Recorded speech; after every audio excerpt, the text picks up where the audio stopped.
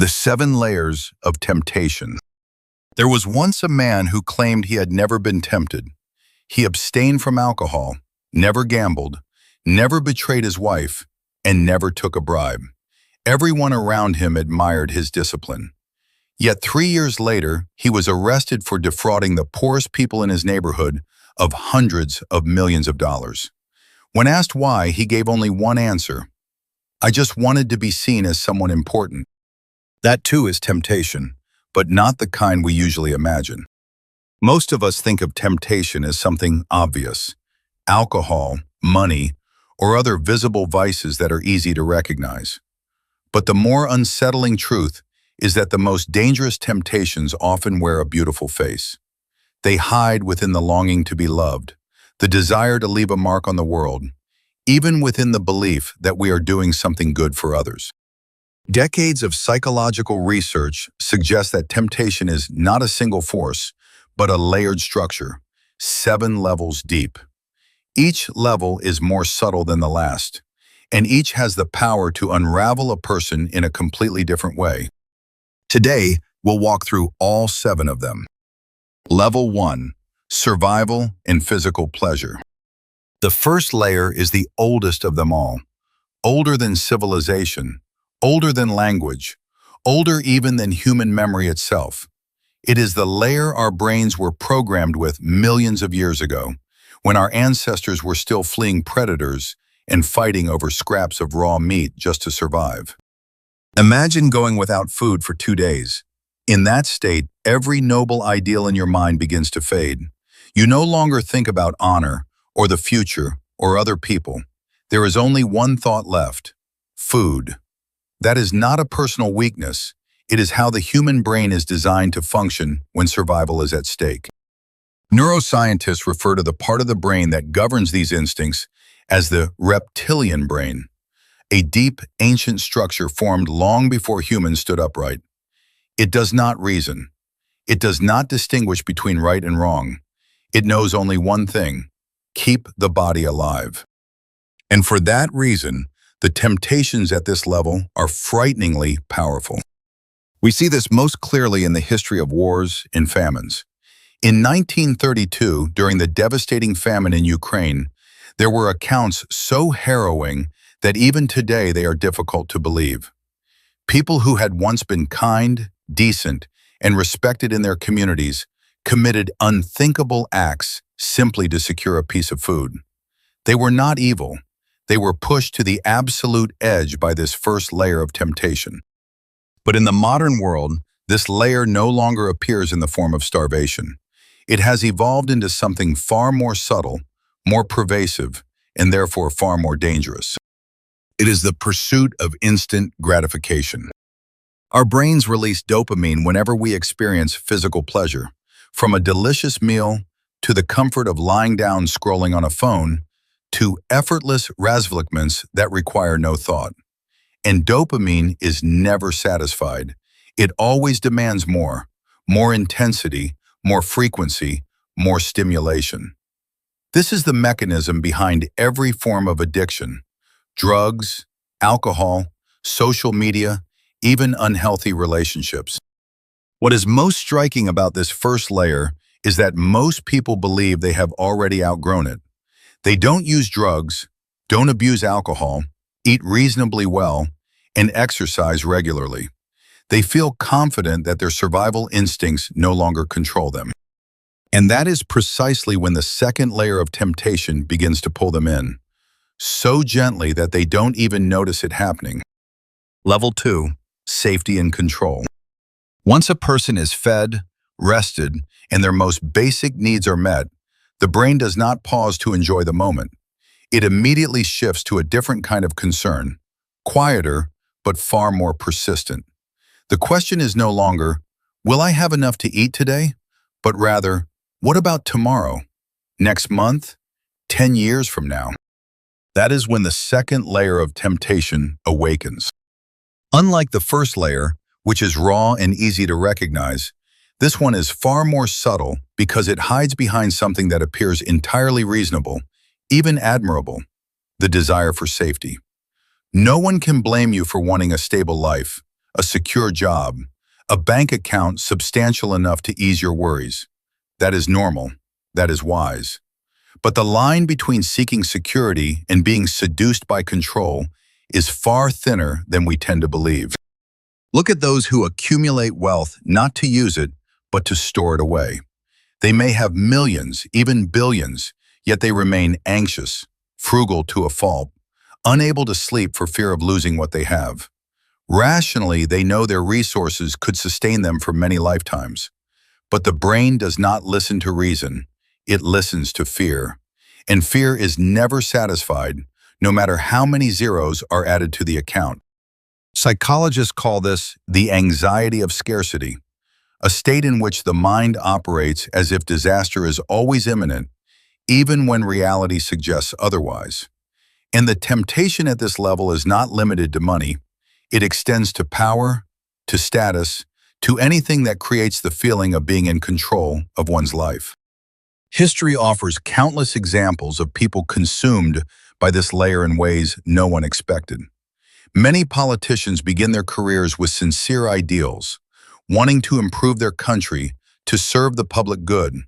But once they taste power, the brain encounters something entirely new. The sense of controlling the world around them produces a kind of exhilaration that nothing else can replace. From that point on, they no longer seek power to serve. They seek it to preserve that feeling at any cost. What makes this second layer so dangerous is how convincingly it disguises itself with reasonable justifications. Those who hoard wealth say they are securing their children's future. Those who cling to power claim no one else is capable of replacing them. Those who try to control everything insist they are simply preventing chaos. None of these reasons are entirely false, but they are sufficient to obscure a deeper truth. Beneath it all lies a very human, very primal fear, not so different from our ancestors huddling in caves millions of years ago. And when that fear still cannot be satisfied, people begin to look elsewhere. They start searching for something that neither money nor power can buy. The feeling of belonging somewhere, of being truly needed by someone. Level 3. Belonging and affection. In the 1940s, American psychologist Renee Spitz conducted an experiment that left the scientific community stunned. He observed two groups of orphans raised in very different environments. The first group received full physical care, regular meals, cleanliness, warmth, but the nurses were too busy to hold or interact with them. The second group lived in poorer material conditions, yet they were held, comforted, and played with daily by imprisoned mothers. The results were almost impossible to believe. Children in the first group gradually deteriorated, falling ill, weakening, and many of them died, despite lacking nothing physically. Meanwhile, the children in the second group grew up healthy and developed normally. Human beings need more than food and safety to survive. They need to be loved. This is the foundation of the third layer of temptation, and also one of the most dangerous, precisely because we rarely recognize it as such. No one feels ashamed of wanting to be loved. It is the most natural desire in the world. And because it is so natural, it can guide us without us even noticing. Think of those who remain in toxic relationships for years. They know the other person is not good for them. Their friends can see it clearly. Late at night, even they themselves lie awake in tears, wondering why they don't leave. And yet, they stay.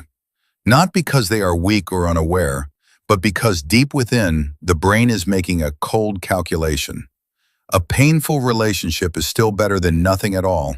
That complete loneliness is the greater fear. Neuroscientists have shown that social isolation activates the same regions of the brain as physical pain. In other words, loneliness at a neurological level is indistinguishable from being physically hurt. The brain does not differentiate between these two kinds of suffering, and so it will do whatever it can to avoid that pain, even if it means choices we know, rationally, are wrong. This layer of temptation also appears in a more subtle form, the need to belong to a group, a community, and ideology. People will abandon personal convictions, even act against their own conscience, simply to avoid being pushed to the margins of the group they identify with. That is why extremist organizations often begin by creating a sense of family, of being welcomed, understood, and needed, before gradually guiding members down paths they would never have imagined accepting at the start. Affection is one of the most beautiful things humans possess, but precisely because of its beauty, it is also one of the widest doors through which temptation can enter. And once that door closes, once a person has found their place within a relationship or a community, the mind begins to whisper a new question. Being loved is not enough. One must also be recognized. Level 4. Status and ego. In 1961, psychologist Stanley Milgram conducted an experiment at Yale University that remains one of the most unsettling revelations about human nature. He invited ordinary volunteers into a lab and instructed them to administer electric shocks to another person whenever that person answered a question incorrectly. The shocks increased in intensity, and the cries of pain from the other side of the wall grew more desperate. What shocked Milgram most was that over 65% of participants continued pressing the button all the way to the highest voltage, even as they clearly heard the suffering they were causing. They didn't continue because they were cruel. They continued because the man standing beside them, wearing a white lab coat, projecting authority, kept insisting that the experiment must go on according to procedure. They didn't want to appear as rule breakers. They didn't want to be judged as uncooperative. They feared the gaze of others more than the voice of their own conscience. This is the fourth layer of temptation, more subtle than the ones before it, because it doesn't target the body or even the heart. It strikes directly at what people value most, their image in the eyes of others. Status and ego don't always show up as obvious arrogance or vanity.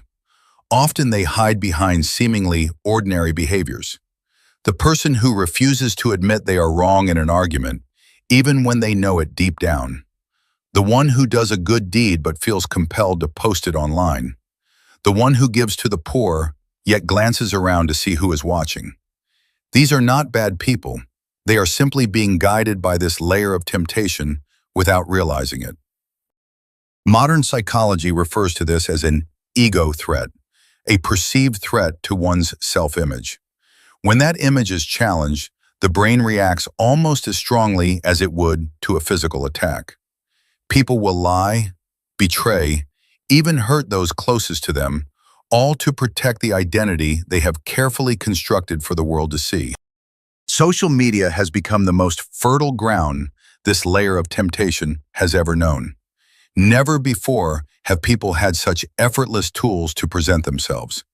And never before has the brain been so constantly stimulated by likes, praise, and ever-rising follower counts. Each notification is a small hit of dopamine, and as we've seen, the brain is never satisfied.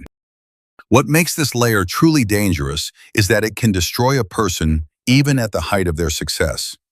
History is filled with genuinely talented individuals, people capable of leaving behind great legacies, who ended up ruining everything simply because they could not bear being surpassed, overshadowed, or forgotten.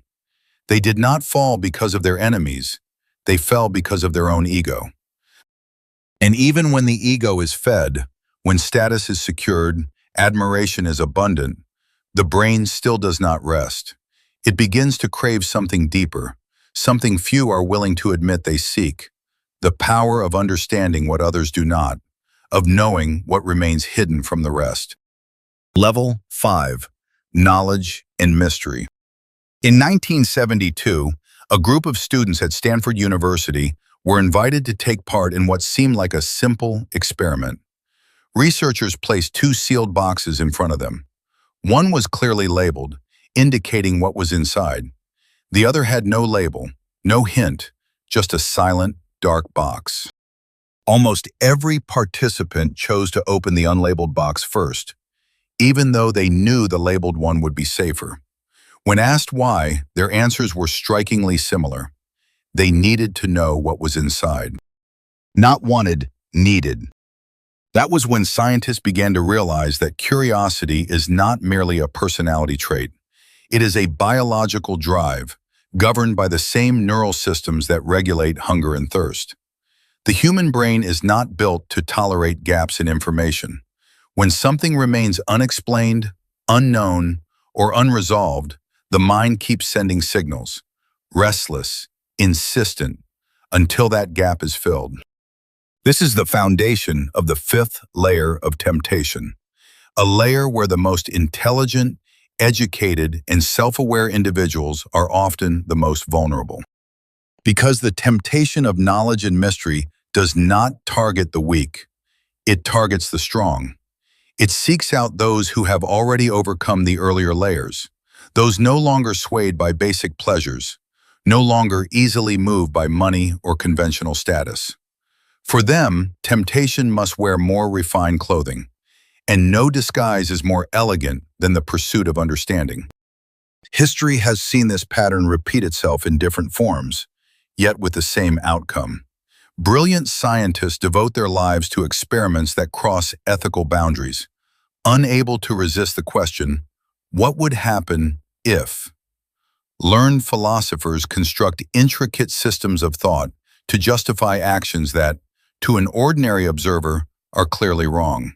They do not act out of greed or cruelty, but because their minds have been seduced by one of the most dangerous forces of all, the feeling that they are approaching a truth others have not yet touched. In today's world, this layer of temptation is perhaps most visible in conspiracy-driven communities. Those drawn into such circles are not necessarily gullible. In fact, many are highly intelligent, deeply curious, and more analytically capable than average. But that very intelligence becomes a vulnerability when the brain is stimulated by the belief that one is seeing what others cannot, that one belongs to an enlightened minority in a blind world. That feeling can be more addictive than alcohol or drugs, precisely because it is wrapped in the pride of intellectual superiority. The line between genuine wisdom and being seduced by knowledge is razor thin. The truly wise, the more they learn, the more they realize how little they know. Those caught in this layer move in the opposite direction. The more they learn, the more convinced they become that they alone understand the truth. And once the trap of knowledge tightens, once a person becomes absorbed in the mysteries of the outer world, the mind begins to turn inward. It starts to ask a question greater, more beautiful, and yet more hollow than any before. Is there anything in this world truly worthy of devoting one's entire life to? Level 6. Beauty and Ideals. In the late 19th century, a young Austrian man applied twice to the Vienna Academy of Fine Arts and was rejected both times. He dreamed of becoming a painter, spending his youth in poverty, living in cheap lodgings and selling landscape sketches just to survive. Those who knew him then recalled how he often spoke of a glorious Germany, of the beauty of a pure civilization, of the ideal of a great people destined to rule the world. He did not believe he was nurturing hatred. He believed he was pursuing beauty. That man was Adolf Hitler. What followed became the bloodiest tragedy in human history. This is not merely a story about evil. It is a story about something far more dangerous than evil itself. Ideals distorted by the temptation of the sixth layer. This layer is entirely different from the 5 before it. No matter how subtle the earlier layers are, they can still be recognized if we are attentive enough. But the 6th cannot. It does not enter our lives through desire or greed. It enters through the highest things we are capable of feeling: love for art, the longing for perfection, the belief in a better world. No one is immediately captured by this layer. It forms slowly, over years, sometimes decades. It may begin with something harmless, a love of music, literature, or a philosophical worldview. Gradually, that love grows and transforms. One no longer loves beauty for its own sake, but begins to believe that the beauty one pursues is the only form worthy of existence. Anything that contradicts that ideal becomes an enemy to be eliminated. Psychologists refer to this as idealistic narcissism, a form of ego wrapped in the language of ideals. Those caught in it do not see themselves as selfish or cruel. On the contrary, they are convinced they are sacrificing for something greater than themselves. That is why those drawn into this layer are often educated, sensitive, and deeply attuned to beauty, not crude or shallow individuals. In everyday life, this layer appears in places few would expect. A father who forces his child into a certain career, a certain relationship, a certain way of living, not out of a desire to control, but because he truly believes he knows what is most beautiful and right for his child's life. An artist who tramples over relationships, responsibilities, even basic moral boundaries to protect their work, because to them, art is sacred above all else. The danger of this layer lies in the fact that it never feels like a mistake. Until the very end, those consumed by it believe they stand on the side of light. And that is why when beauty becomes a weapon, when ideals become a cage, the consequences are always more devastating than anything produced by the layers below. And yet, even this is not the final layer. For after a person has passed through all of these, after tasting everything the world has to offer, one last question begins to echo from the deepest part of the mind, quiet yet unrelenting. Is there anything that lasts forever? And is it possible to become a part of it? Level 7. Transcendence and Immortality. In 334 BC, Alexander the Great led an army of fewer than 50,000 men across the Hellespont to conquer the far more powerful Persian Empire. He already had everything: absolute power, immeasurable wealth, a reputation that echoed across the known world, and the devotion of millions under his command. Yet he did not stop. He pushed onward, eastward, beyond Persia, beyond Afghanistan, all the way to the edges of India. When his generals asked how far he intended to go, Alexander gave a simple answer. He wanted to reach the ends of the world. He was not seeking more land. He was seeking to surpass the limits of being human. This is the final layer of temptation, and the only one with no endpoint. Unlike the 6 layers before it, which can at least be satisfied temporarily, the 7th never allows those under its influence to feel that they have enough, because what it promises lies beyond the boundaries of an ordinary human life. Immortality, the chance to become part of something that endures long after the body has turned to dust. Psychologists describe the fear underlying this layer as terror management, the mind's way of coping with the most unsettling truth we face, that we will die. Every civilization, every religion, every great ideology in human history has been shaped, in part, by this need, the need to believe that our existence carries meaning beyond death. When held within a healthy frame, this drive gives rise to humanity's greatest achievements: timeless architecture, immortal works of art, scientific discoveries that transform the world. But when it crosses the line and becomes temptation, the story changes entirely. History has given many names to those fully consumed by this layer: prophets, extremist religious leaders, dictators convinced they were chosen to fulfill a sacred mission beyond ordinary understanding. They do not act out of greed or hatred in the usual sense. They act because they truly believe they are serving something greater than themselves: a cosmic will, a divine command, a historical destiny only they are bold enough to carry out. And that belief makes them extraordinarily dangerous, because someone who believes they are acting on behalf of a higher power is almost impossible to stop. Yet this 7th layer does not belong only to grand historical figures or extreme zealots. It exists quietly in the lives of ordinary people as well, in smaller but equally intense forms. The person who works themselves to exhaustion, believing their legacy will last forever. The one who sacrifices health and family in pursuit of a cause they believe transcends time. the one willing to trade all present happiness for a place in history they may never live to see. What makes this layer the peak of the pyramid is not that it is the strongest or the most common, but that it is the only one where the line between greatness and destruction disappears entirely. The same fire, the same longing for transcendence, can give rise to a Beethoven or to a fanatic. It can lead to discoveries that save millions or to wars that destroy millions. Everything depends on one thing that no layer of temptation can control for us: conscience. And perhaps that is the true lesson of all 7 layers. Not to avoid temptation, because that is impossible, but to understand where we stand within it, to recognize what is guiding us, and to ask whether what leads us is truly light or merely a beautiful flame waiting to consume everything.